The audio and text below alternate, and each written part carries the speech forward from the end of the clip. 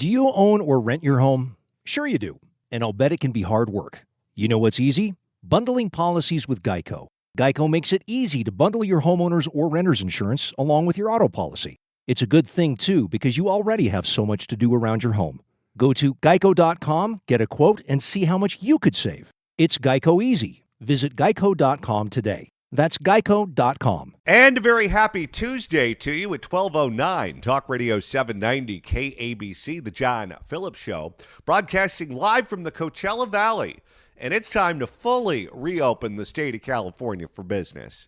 Mr. Randy Wangs at the Sports Desk in Culver City. John, I have to preface this. I am not making this story up. This is not an Onion headline. This is not a joke. L.A. County District Attorney George Gascon, in an effort to curb the rise in thefts of catalytic converters, is blaming auto manufacturers for making them too easy to steal. How is this old man Ford's fault? Because, they're removable, and that's the problem. Not that people are stealing them, cracking them open and smoking the insides and selling the rest for scrap. So Toyota is supposed to just assume that the state of California is going to be filled with a bunch of animals that are going to try to steal the catalytic converters. So they should know that you got to build a cage around them to prevent that from happening. I got to imagine the thought process here, if I could dive into George Gascon's brain, which is difficult, is that because they're so valuable and they're so easy to steal, it's like entrapment. I see. We're just, goading people to go under cars, steal these things because it's so profitable. And that's the auto manufacturer's fault, not the criminals, and definitely not the district attorney who doesn't put people away. Absolutely. Randy, when you point a finger at someone else, you have three fingers pointed back at yourself. It's the car manufacturer's fault. 800-222-KABC is the phone number, 1-800-222-5222. We have a big show for you today. Coming up later on in the program, Dave Rubin is going to be here. He was involved in all the drama at Fox 11. He showed up to do a hit on The Issue Is, and the security guard wouldn't let him into the building at Fox 11 because he refused to show proof of vaccination. So he had to do his hit on the program from his house via Skype because they wouldn't let him on set. So he's going to be here to talk to us about that. And the man, the myth, the legend, Steve Edwards is going to be here at 2 o'clock to talk politics and all things Steve Edwards. So make sure you stick around for that. But first, Randy, I've got to spend some time talking about the English language because words matter. How we describe a situation determines how people interpret the story that you're trying to convey, which is why there's such a battle over words. I remember when I was a news writer over at KNX, there was a big fight in terms of the style guide on how we would refer to, there was a plane that we had that was shot down over China. And we kept calling it a spy plane. And the government objected to CBS News referring to it as a spy plane. They said it was a reconnaissance plane. And it went back and forth, back and forth, back and forth until we finally acquiesced to the government and started referring to the plane as a reconnaissance plane and not a spy plane.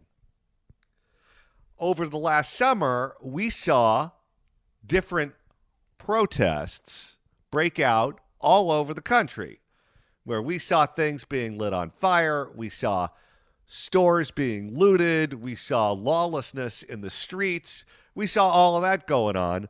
And what did CNN and the mainstream media call those protests, Randy? Peaceful protests. Peaceful protests. Well, mostly peaceful protests.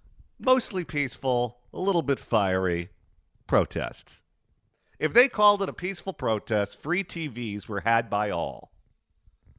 You knew exactly what that meant. We've got a new one that I've seen pop up all over the television news media, the print news media, and elsewhere.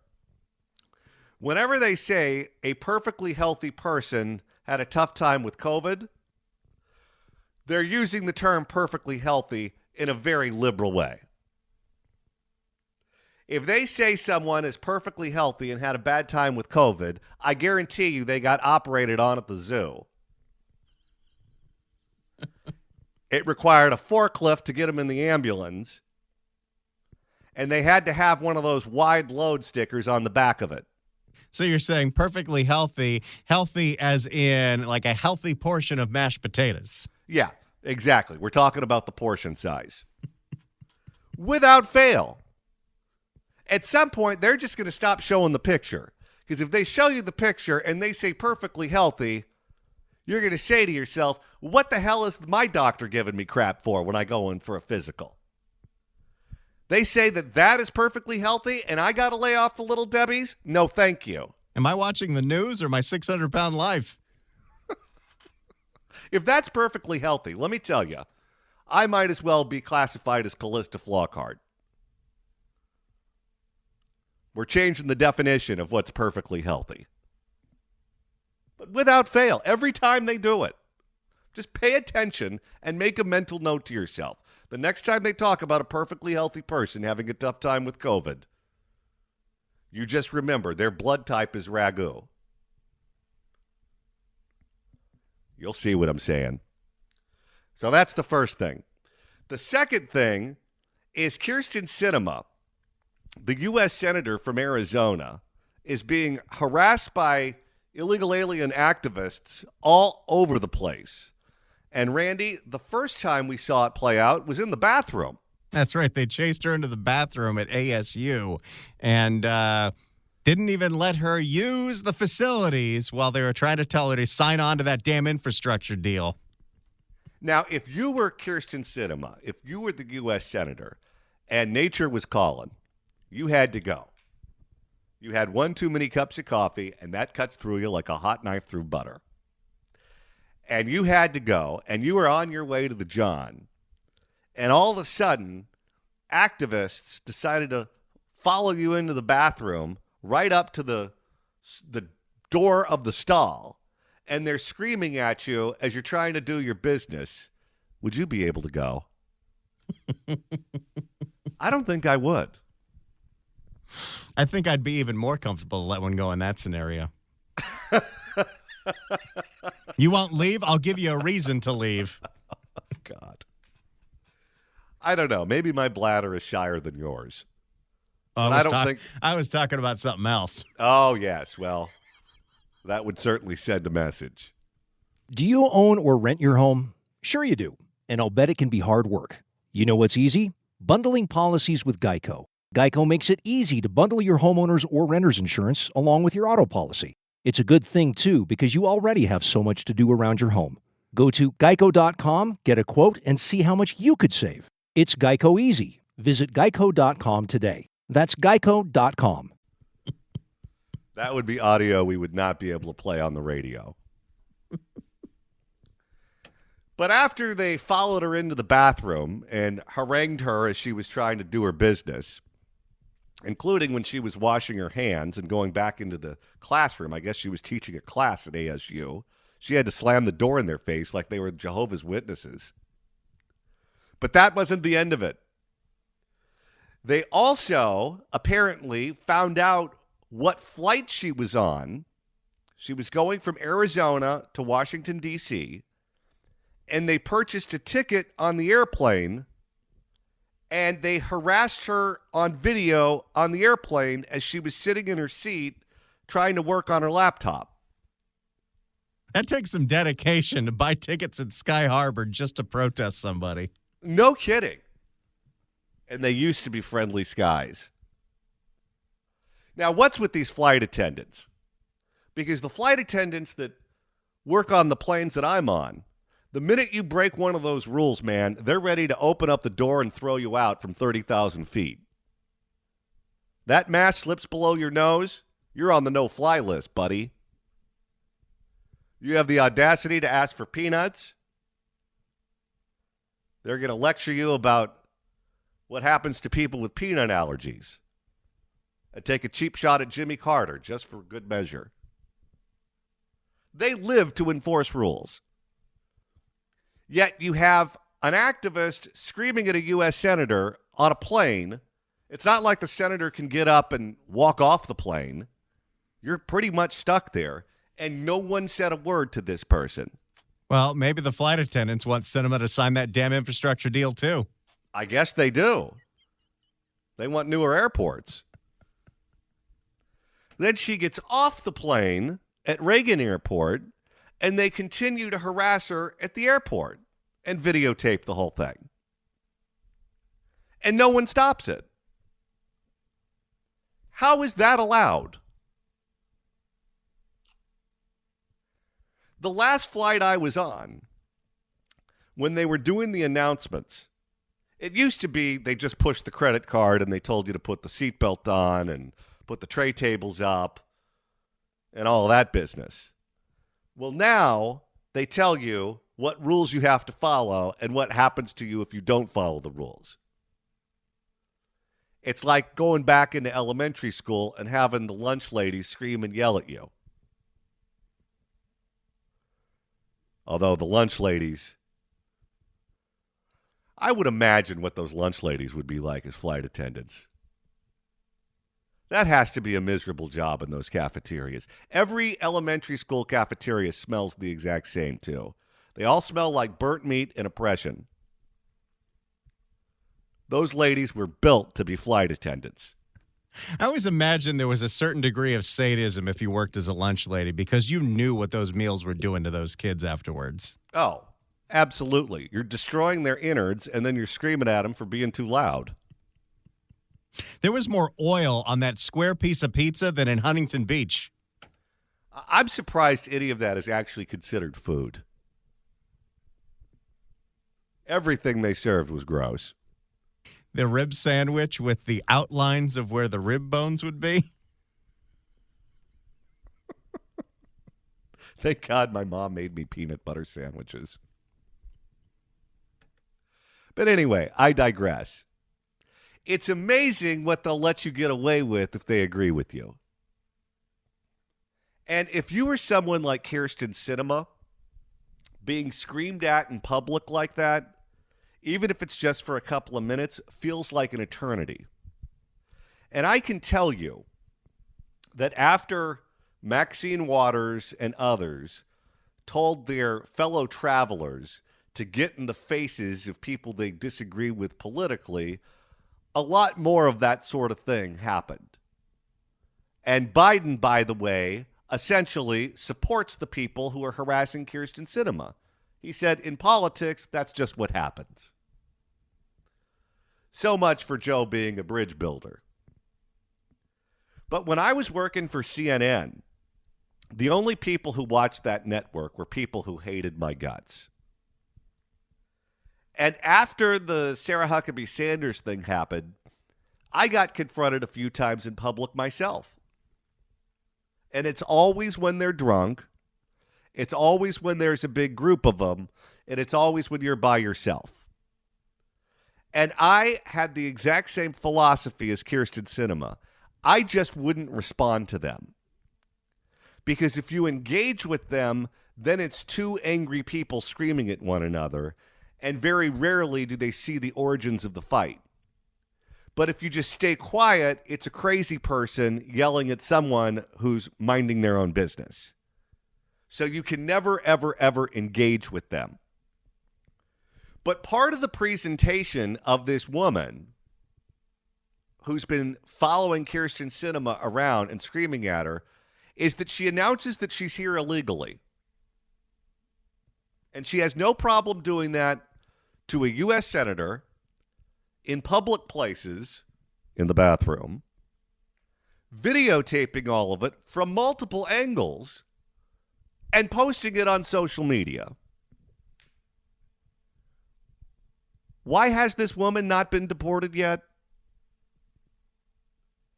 You go on TV and admit to committing a crime, and you find out how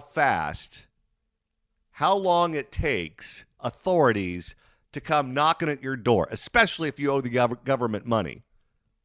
Government can't deliver the mail. They can't fill the potholes.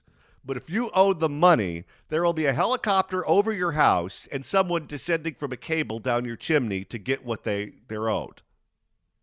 They're very efficient at making sure you pay up. But you go on and do this to a U.S. senator and acknowledge that you're here illegally. You can harass her wherever you want because they're not doing anything about it. I'm sure she'll be there on the plane ride home. For more on all this, let's turn to NBC News. A tense airport greeting. We know that you're part of the negotiations. As Arizona Senator Kyrsten Sinema returned to Washington, flanked by police, as progressive activists followed, demanding the Democratic moderate support the president's sweeping spending bill for climate and social programs. While on the plane, an immigration activist approached Sinema to ask about passing protections for DACA recipients. This is my life and the life of millions in the line. This confrontation comes after activists recorded Sinema Saturday as she headed into a bathroom stall. She called their actions wholly inappropriate. The Build Back Better plan has the solutions that we need. Protesters who kayaked to the houseboat of West Virginia's Joe Manchin appeared at his office Monday, where Manchin agreed to meet. The president was asked if the protests against the two senators crossed a line. I don't think they're appropriate tactics, but it happens to everybody. Under pressure to bring his own party together. I've been able to close a deal on 99% of my party. Two.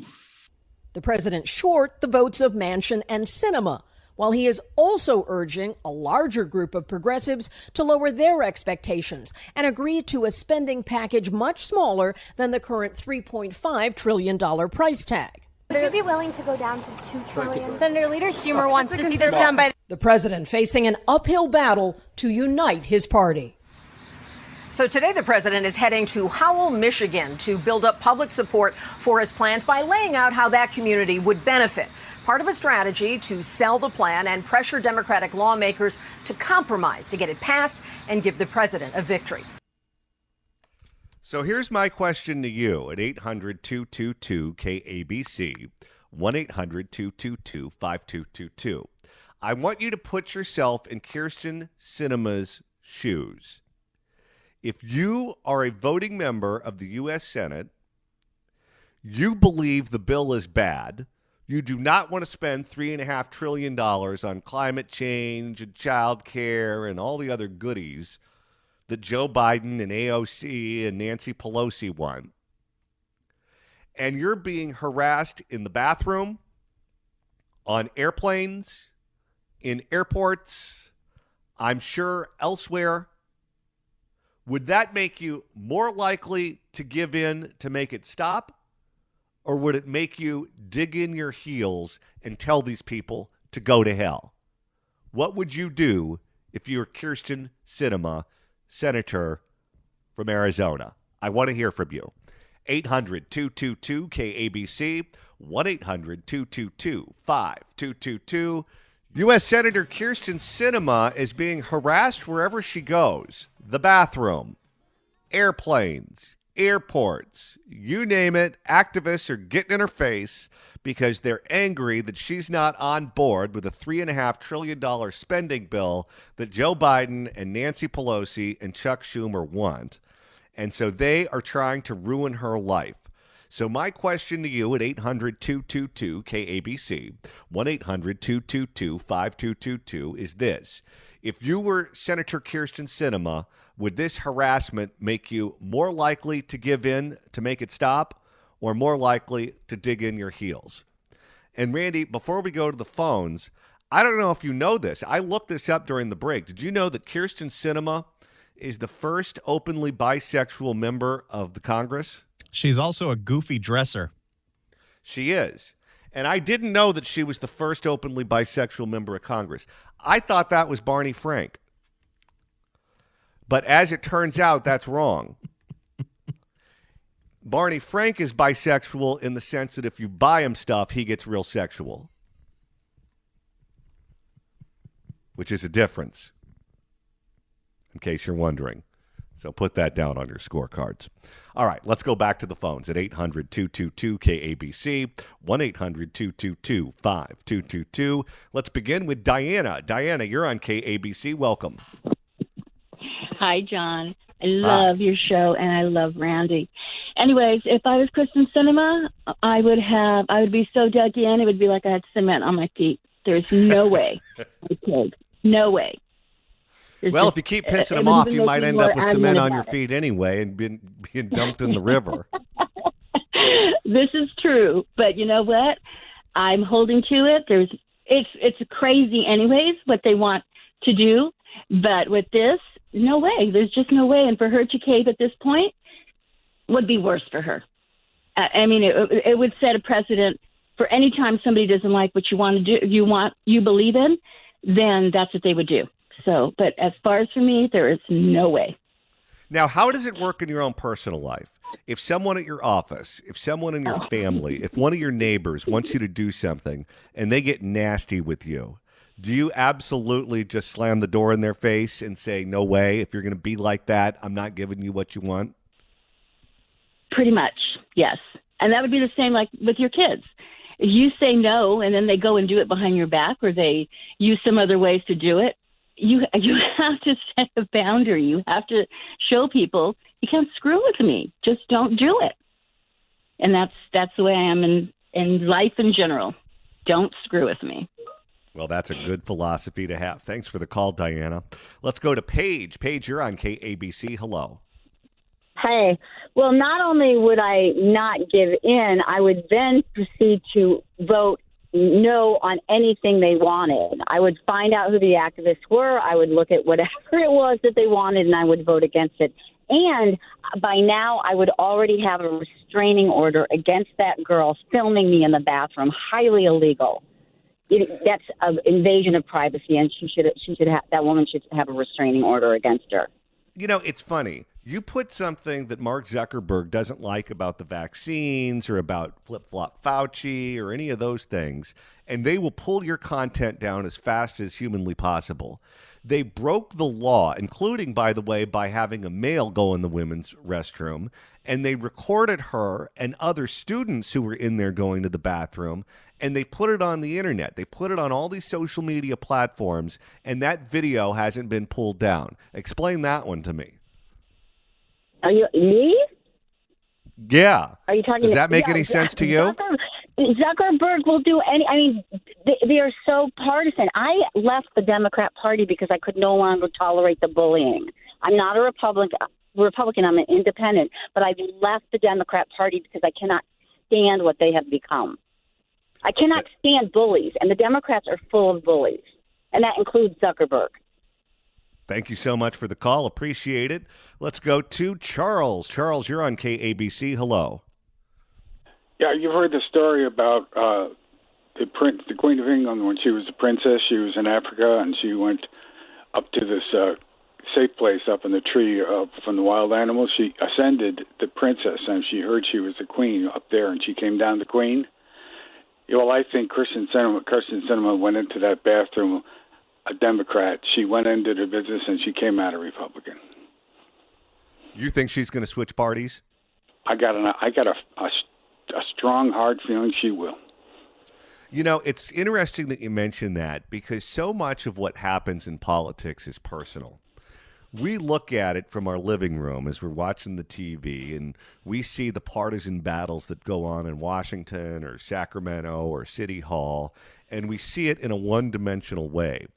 But there are cliques, just like there were cliques in your high school and cliques at your office and cliques in civic groups and church groups that you belong to. There are cliques in Washington, D.C. as well. And when someone is alienated and when someone is treated poorly and they are bullied or they are disrespected, that weighs on them the same way that it would weigh on you in any of those other settings. And whenever you've seen someone switch parties, and sometimes they have an ideological conversion, and that's the reason why they do that. And other times it's because they are personally alienated.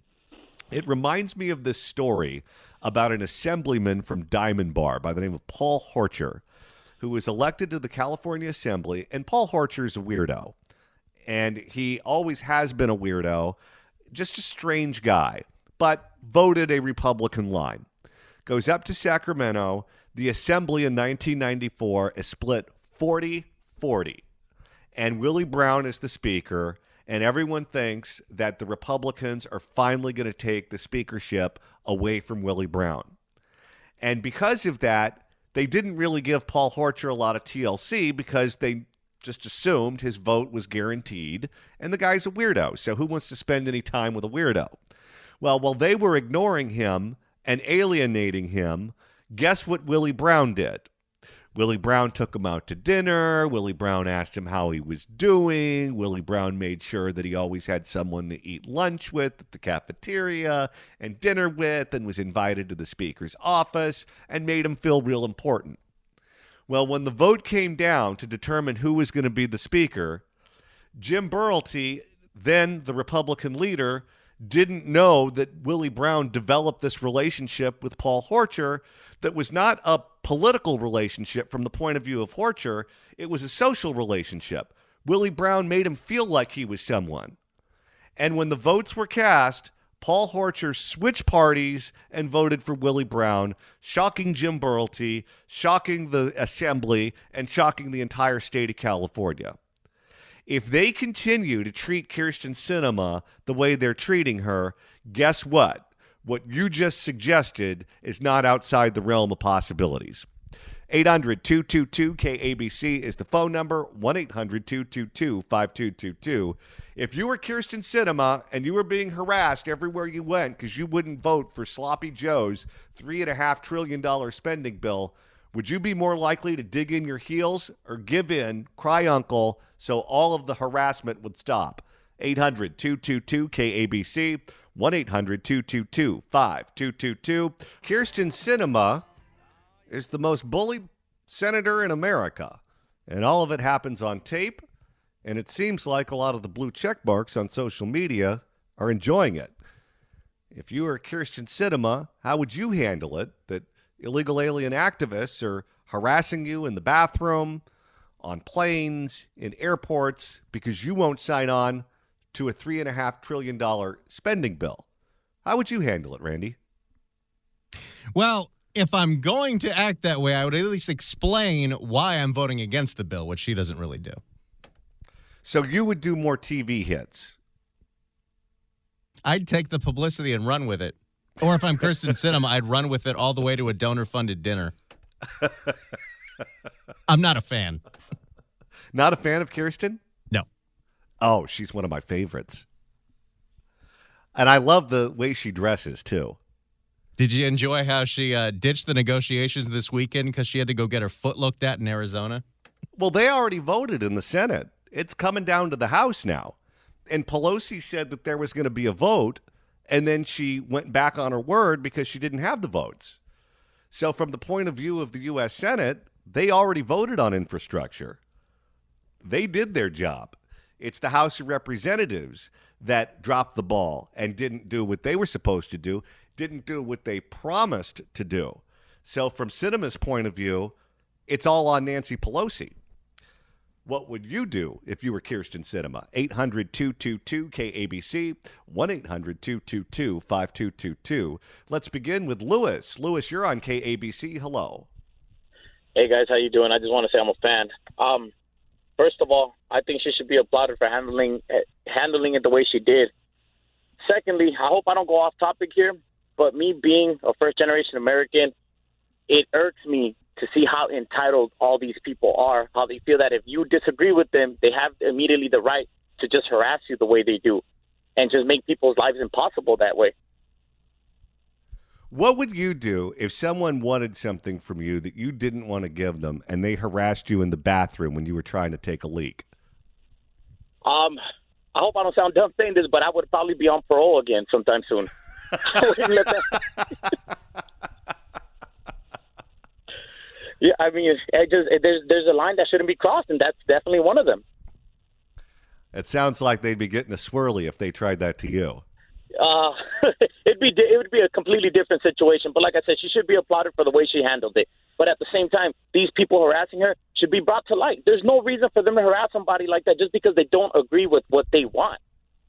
All this sense of entitlement that's going around should be put a stop to. There's no reason why you should have the right to harass somebody just because I don't agree with you or just because I think differently than you. That's what's wrong today. These people are just so damn entitled, and it shouldn't be that way. Like I said, I'm a first-generation American. My family were immigrants. They came here illegally, and I know in no way condone what they did, but they did everything humanly possible to legalize their status and assimilate to the culture. I can't understand why it's such a problem for everybody to just assimilate to where you live. This is not what they want it to be.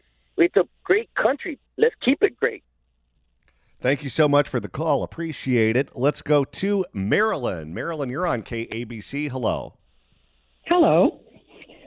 Hi. I guess if that were my situation, I probably would dig in my heels and you wouldn't be able to make me budge. Yeah, I'm with you. I would dig in my heels, and I'll tell you what else I'd do. I'd stop drinking water, because if you stop drinking water, then you won't have to go to the bathroom quite as often. Well, we're in a different county. We're a little further up north, but we still listen to you. And we had a situation here where the last time we voted, we signed up so that they would let us know that our vote was counted. My husband and I both got notices that our votes were not counted. And we were livid. We watched them stamp them. We watched them do everything. I went to the postmaster. I raised a beef. I went to our government center. I raised a beef. They literally found our votes at the government center, pulled them out unopened, and they were already a week and a half overdue, and said, "Oh, well, we have to review these and decide if they're going to count or not." I said, "Review it right now, because you can see it's stamped on the 14th." So I'm kind of a nasty person. Somebody messed with me, I'm likely to call a cop. I'm likely to get back in their face. Did they eventually count the votes? They notified me that they counted the vote, but they only counted the vote last week. Oh, boy. So it's like, what good did it do for me to even vote that way? I'm quite upset. I can But imagine. again, I'm one of those people that I just hold my head up and stick my chin out. My husband and I actually are Democrats. We vote Republican. Well, thank you so much for the call. Appreciate it. Let's go to Greg. Greg, you're on K. Okay, Fred. Fred, welcome. Oh, hey. Hi, John. I'm a big fan of your show. In fact, I live here in San Pedro, and I was doing a little historical research. There actually used to be an Oldsmobile dealership that was called John Phillips Oldsmobile dealership in the 1920s, so I thought you might have been related somehow. No. And by the way, any car dealership named after me is going to be filled with more lemons in the citrus department at Ralph's. Yeah.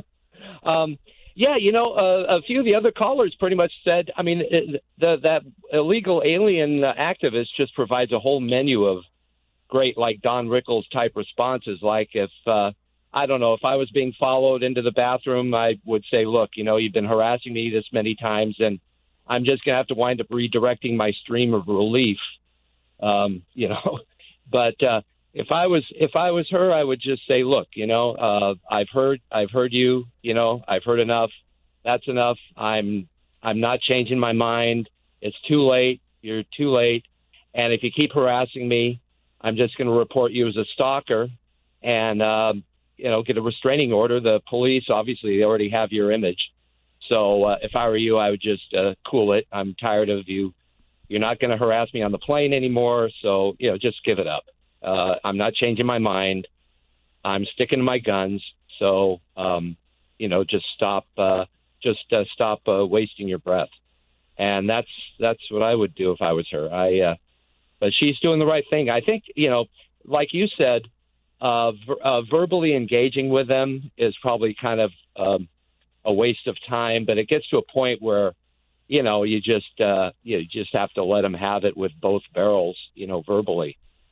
And so, here's what's going to happen. When you put up with this, when this sort of behavior is allowed, it's not just going to stop at Christian Cinema. It's going to happen to other members of Congress. And anytime someone has a beef with their city council, their school board, their planning commission, whatever the case may be, people will understand that to get their way, what they have to do is they have to be as rude as humanly possible and attempt to ruin your life. And guess what? If you do that, no one with a brain in their head is ever going to want to get involved in that line of work, because who wants to put up with that? Thank you so much for the call, sir. Appreciate it. We've got 2 more hours coming up on the John Phillips Show. Dave Rubin joins us next. He's going to talk about all the drama that took place at Fox 11. They wouldn't let him in to do an interview on the issue is because he would not prove that he took the shot. He said that's none of their business. Those details coming up right here on the John Phillips Show. Talk Radio 790 KABC. Millions of Americans are getting back to work. CareerBuilder calls it the great rehire. And we want to help you get the best jobs before everyone else. CareerBuilder gives you the competitive edge to get the job you want, at the salary you want, with the benefits you want. We even send job alerts, so your perfect job lands right in your inbox. Go to CareerBuilder.com today, or get left with whatever jobs are left. Find your next job fast at CareerBuilder.com.